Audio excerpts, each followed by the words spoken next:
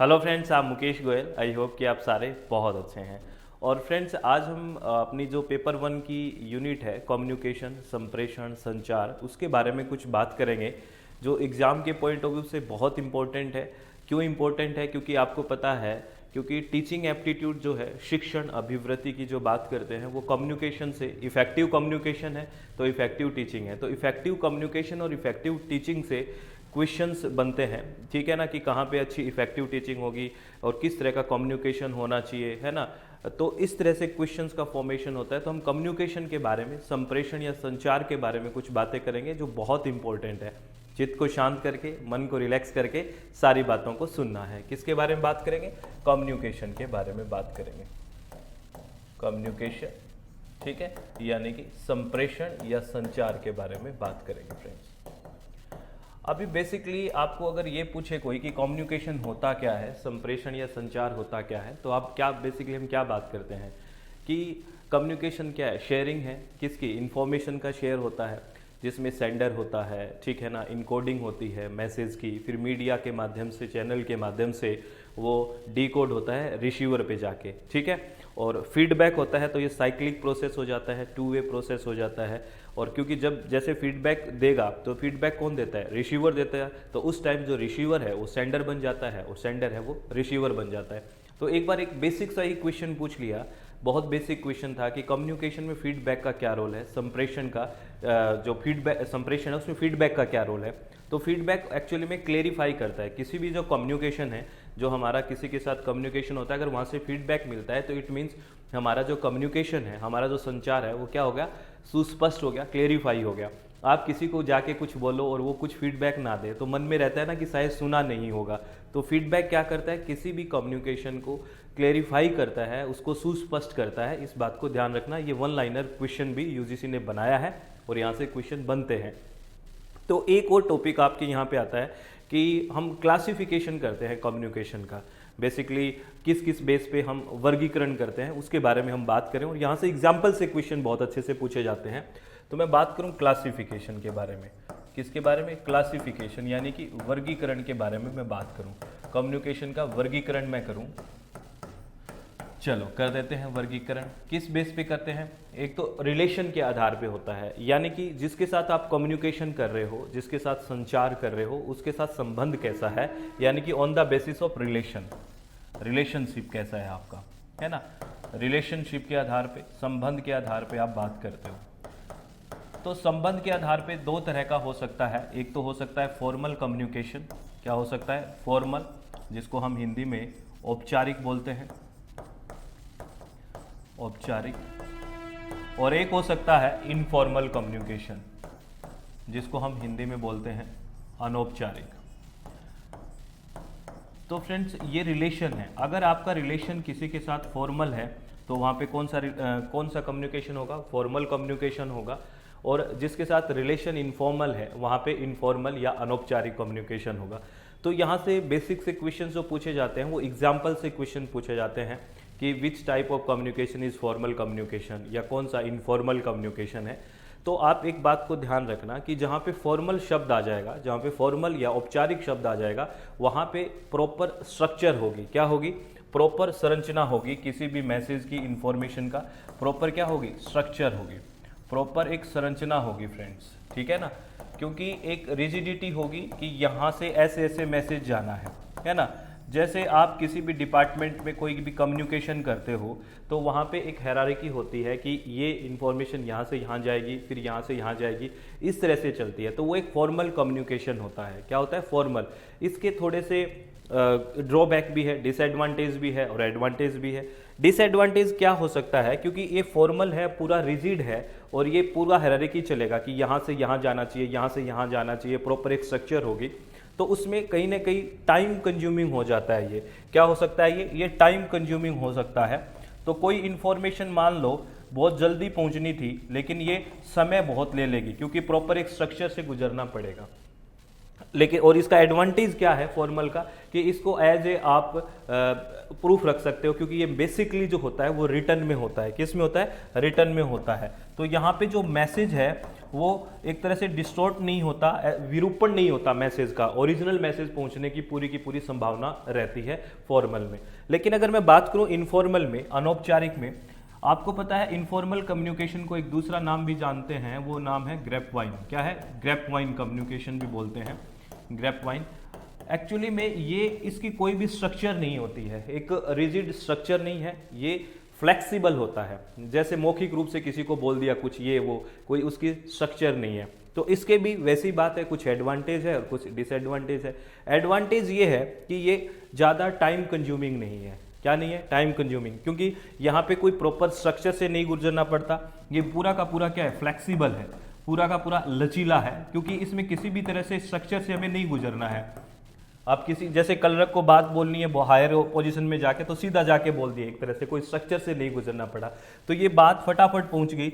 तो यहाँ पे जो टाइम लगना था वो कम लगा। लेकिन डिसएडवांटेज क्या है? आपको पता है मैसेज है वो विरूपित हो सकता है, मैसेज है वो किस फॉर्म में जाएगा पता नहीं, क्योंकि कोई अपनी अपनी दो चार बात उसमें जोड़ ही देगा, ठीक है ना। तो मैसेज का विरूपण होने की पूरी संभावना रहती है। तो इससे कैसे क्वेश्चंस बन सकते हैं? ऐसे बन सकते हैं कि which one is a formal communication, which is a informal communication. तो फॉर्मल कम्युनिकेशन कहाँ होगा? जहाँ पे रिटर्न में बेसिकली होगा, जो प्रॉपर स्ट्रक्चर में जाएगा। तो इस तरह का कोई भी एग्जांपल आपको दिखे कि यार ये तो पूरा लिखित में जाने वाली बात है, ये ऑफिशियल सा कम्युनिकेशन है, यहाँ पे प्रूफ के तौर पे भी कोई शब्द यूज हुए हैं, तो वो फॉर्मल होगा। और इनफॉर्मल या ग्रेपवाइन कहाँ होगा? जहाँ पे कोई चीज़ की रिजिडिटी नहीं होगी, फ्लेक्सिबिलिटी दिखेगी आपको। जैसे किसी ने सीधा ओरली बोला है कि ये ऐसा हो सकता है, तो वो एक तरह से इनफॉर्मल कम्युनिकेशन है, और इसको एज ए प्रूफ हम नहीं रख सकते, है ना, नहीं रख सकते। तो ये किसके बेसिस पे है? रिलेशनशिप के आधार पे, संबंध के आधार पे कैसा कम्युनिकेशन हो सकता है।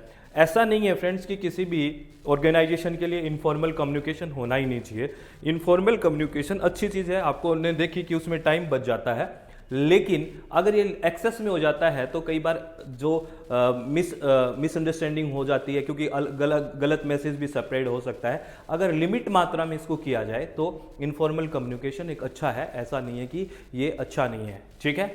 तो कभी ऐसा मत मानना कि इनफॉर्मल कम्युनिकेशन अच्छा नहीं होता है। इस तरह से स्टेटमेंट में या असर्शन रीजनिंग में क्वेश्चन बना के पूछा जा सकता है, लिमिट में अगर हो। और आपको पता है लिमिट में कोई भी चीज़ यूज़ होती है वो अच्छी होती है ना। एक्सेस में होती है वो बेकार हो जाती है। ये तो हो गया रिलेशनशिप के आधार पे। अगर अब मैं बात करूं रिलेशनशिप के अलावा कम्युनिकेशन हम किस आधार पे कर सकते हैं? मीडिया और एक्सप्रेशन के आधार पे भी कर सकते हैं। आपका जो माध्यम है वो कैसे है, आप एक्सप्रेस कैसे कर रहे हो, मीडिया और एक्सप्रेशन के आधार पे भी हो सकता है। माध्यम कैसा है आपका, तो इसमें क्या हो सकता है? रिटर्न में भी हो सकता है फ्रेंड्स। आप मैसेज किसी को रिटर्न में भी दे सकते हो, लिखित में भी दे सकते हो ना। अरे देते हो क्या लिखित में मैसेज? सर पहले देते थे, ठीक है ना। ओरल भी हो सकता है, यानी कि बोल के आपने मौखिक हुआ है, ठीक है। और एक हो सकता है जेस्चरल, ठीक है ना। जेस्चरल होता है हाव भाव से, हाव भाव। अब यहाँ एक चीज आपको और समझनी है फ्रेंड्स, जो रिटन और ओरल जो होता है वहाँ पे वर्ड्स का यूज होगा, यहाँ पे शब्दों का यूज होगा, क्योंकि वर्ड्स तो होंगे ही ना, शब्द तो होंगे ही फ्रेंड्स, शब्दों का यूज होगा। और जहाँ पे शब्दों का यूज होता है, याद रखना वो कौन सा होता है? वो वर्बल कम्युनिकेशन होता है। कौन सा होता है? वर्बल होता है, इसको ध्यान रखें। कई बार ऐसा लगता है कि सिर्फ ओरल ही वर्बल है, नहीं। जहाँ पे शब्दों का यूज होगा, जहाँ पे वर्ड्स का यूज होगा, वो कौन सा होगा? वर्बल। और आपको पता है रिटर्न में भी वर्ड्स का यूज होता है और मौखिक में भी वर्ड्स का यूज होता है, तो वो वर्बल कम्युनिकेशन होगा। और नॉन वर्बल कम्युनिकेशन ये वाला होगा जहाँ पे वर्ड्स का यूज नहीं होता है, जहाँ पे शब्दों का यूज नहीं होता है, ये नॉन वर्बल है फ्रेंड्स, ठीक है। क्योंकि यहाँ शब्दों का यूज नहीं है, यहाँ बॉडी लैंग्वेज की बात होती है। किसकी बात होती है? बॉडी लैंग्वेज की, है ना। यहाँ पे जैसे इसको टेक्निकली भी काइनेस्थेटिक से जाना जाता है, आंखों आंखों में बात करना ओक्यूलेसिक्स होता है, टच से हैप्टिक्स होता है, पैरा लैंग्वेज, पैरा लिंग्विस्टिक, ऐसे परभाषिक, ऐसे शब्दों को पढ़ना होता है। और वहाँ से बहुत इंपॉर्टेंट और बहुत अच्छे अच्छे क्वेश्चंस आते हैं। काइनेस्थेटिक क्या होता है, प्रॉक्सिमिक्स क्या होता है, आपसे पूछ लेते हैं। प्रॉक्सिमिक्स को हिंदी में बोलते हैं सामीप्य, ठीक है। हैप्टिक्स क्या है? सेंस ऑफ टच होता है, ठीक है। तो वो उस तरह का। पैरा लैंग्वेज पर भाषी क्या है? किसी की पिच वगैरह से पता लगाना। जैसे मैं आपको कहूं कि नॉर्मली कह दिया कि मैं आपसे नाराज हूं ही नहीं, तो आपने कहा नहीं, आप शब्दों में तो कुछ कह रहे हैं लेकिन जो आपका पिच है वो कुछ और कहना चाह रहा है, आप नाराज हैं। तो इस तरह को जो होता है यूज होता है, वहाँ पे पैरा लैंग्वेज हो जाता है। ठीक है, तो आपने बात समझी कि मीडिया या एक्सप्रेशन के आधार पे कैसा हो सकता है, रिटन भी हो सकता है, ओरल भी हो सकता है और जेस्चरल भी हो सकता है। ठीक है फ्रेंड्स, अगर मैं बात करूं फ्लो के आधार पे, अगर फ्लो के आधार पे, डायरेक्शन या फ्लो के आधार पे बात करें, कम्युनिकेशन फ्लो या डायरेक्शन के आधार पे, फ्लो या डायरेक्शन के। और यहाँ पे एक बात याद रखना फ्रेंड्स, यहाँ पे आपको सबसे ज़्यादा जो इंपॉर्टेंट है वो एग्जाम्पल्स बहुत ही ज़्यादा इंपॉर्टेंट है। ठीक है, बेसिक कंसेप्ट समझ जाओगे तो आपको समझ में आ जाएगा, एग्जाम्पल फिर आराम से दे पाओगे आप, है ना। एक हो सकता है डाउनवर्ड, फ्लो के आधार पे। डाउनवर्ड मतलब एक तरह से नीचे की ओर, है ना, नीचे की ओर, नीचे की ओर। ठीक है फ्रेंड्स, और एक हो सकता है अपवर्ड, ऊपर की ओर, अपवर्ड, यानी कि डायरेक्शन की बात कर रहा है, अपवर्ड, ऊपर की ओर। एक हो सकता है हॉरिजॉन्टल, क्षैतिज, हॉरिजॉन्टल यानी कि क्षैतिज। और एक हो सकता है डायगोनल यानी कि विकर्ण। ये यूजीसी को बहुत ही मतलब फेवरेट है, यूजीसी का कई बार क्वेश्चन पूछ लिया है, और डायगोनल हॉरिजॉन्टल से भी कई बार क्वेश्चन पूछ लेते हैं। तो इनको समझना है बेसिकली है क्या। ये देखो किसके आधार पे, फ्लो या डायरेक्शन के आधार पे फ्रेंड्स। तो फ्लो कैसा है, डाउनवर्ड है। डाउनवर्ड मतलब ऊपर से नीचे की ओर है। ऐसे अगर मैसेज हो रहा है ऊपर से नीचे की ओर, ऊपर से नीचे की ओर का मतलब यहाँ पे ये है फ्रेंड्स कि कोई सब सुपीरियर पोस्ट पे है, कोई भी सुपीरियर पोस्ट है किसी की। कैसी पोस्ट है, सुपीरियर पोस्ट है, और ये किसको मैसेज दे रहा है, सबऑर्डिनेट को दे रहा है, सबऑर्डिनेट को, जो अधीनस्थ है ना। ये अधीनस्थ है, ये अधीनस्थ है, और ये इससे हायर रैंक के हैं, सुपीरियर हैं इससे।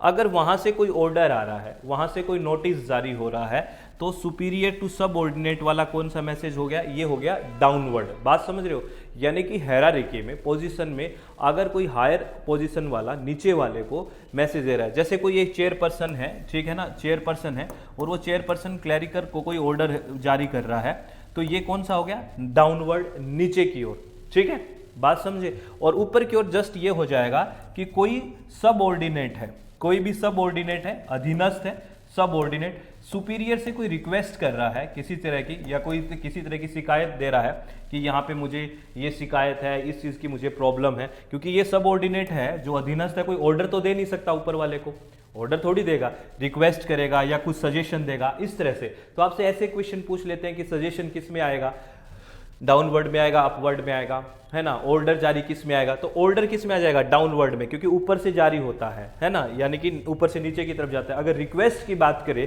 तो रिक्वेस्ट कहां से जाएगी, अपवर्ड, यानी कि नीचे से ऊपर की ओर, सबऑर्डिनेट से सुपीरियर की ओर जाएगी। ठीक है फ्रेंड्स, ये और इनके एग्जाम्पल आपसे पूछे जा सकते हैं। अगर मैं बात करूं हॉरिजॉन्टल की, यानी कि क्षैतिज की बात करूं, तो क्षैतिज में एक बात याद रखनी है कि इसमें जो कम्युनिकेटर होंगे, जो आपस में कम्युनिकेशन होगा, वो किस में होगा, सेम पोजीशन में होगा। सेम पोजीशन का हॉरिजॉन्टल ये लाइन हो गई, क्षैतिज सेम पोजीशन, मतलब ये अगर क्लैरिकल में है तो ये भी क्लैरिकल में है, ये मैनेजर है तो ये भी मैनेजर है। समझ में आ गई बात, यानी कि सेम पोजीशन पे होगा, जो वो आपस में बात करेंगे तो वो कौन सा है, हॉरिजॉन्टल है, क्षैतिज है। समझ, यहां से क्वेश्चन पूछ लेते हैं कि what is the horizontal communication, क्षैतिज जो संप्रेषण है वो क्या होता है। तो आप कहोगे जब सेम पोजीशन के आपस में बात करते हैं, सेम हायरार्की में रहते हैं, वो बात करते हैं, कम्युनिकेशन करते हैं, तो वो कैसा होता है, हॉरिजॉन्टल होता है। और डायगोनल या विकर्ण कम्युनिकेशन कैसा होता है, इसमें कोई भी ना तो डिपार्टमेंट सेम होने की जरूरत है और ना ही किसी का हायरार्की में सेम होने की जरूरत है। फॉर एग्जाम्पल के तौर पे विकर्ण क्या होता है, डायगोनल क्या होता है, ऐसे हो गया, ये हो गया विकर्ण।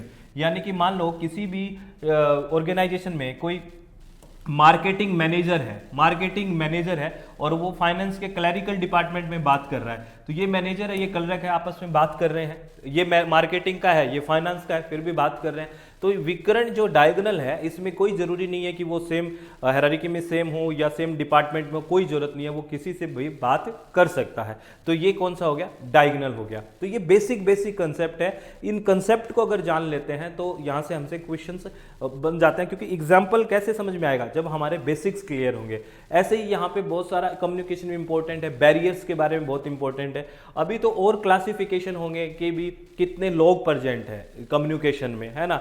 इंट्रा क्या होता है, इंटर कम्युनिकेशन क्या होता है, ग्रुप कम्युनिकेशन यानी कि समूह संप्रेषण क्या है, पब्लिक कम्युनिकेशन क्या होता है, ठीक है ना। और ये बेसिक क्वेश्चंस और आते हैं। तो ये बेसिकली हमने जो अभी 3 तरह से ही क्लासिफाई किया है।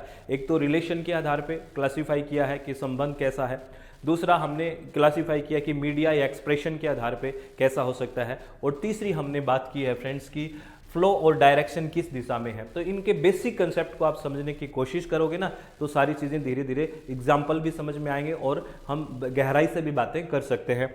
और फ्रेंड्स आपको मैं एक इन्फॉर्मेशन दे देता हूँ, और वो इन्फॉर्मेशन ये है फ्रेंड्स कि अपना जो यूजीसी नेट का पेपर 1 है, ठीक है, उस पेपर 1 पे अभी हमने 40% का ऑफ किया हुआ है फ्रेंड्स, 40% का ऑफ है पेपर 1 पे, ठीक है। और पेपर 2 अगर किसी का ईवीएस है, इन्वायरमेंटल साइंस, तो उसके लिए भी है 40% का ऑफ है टोटल फीस में। ये कहाँ जाओगे आप ज्वाइन कर सकते हो, हमारी प्ले स्टोर में ऐप है जिसका नाम है SWMG। आप प्ले स्टोर में जाएं, इसको रजिस्टर कर लें, और रजिस्टर करने के बाद कोर्स पे जाके आप जो कोर्स ज्वाइन करना चाहते हैं वो आप ज्वाइन कर सकते हैं। इसमें फ्रेंड्स डेली लाइव सेशन रहता है।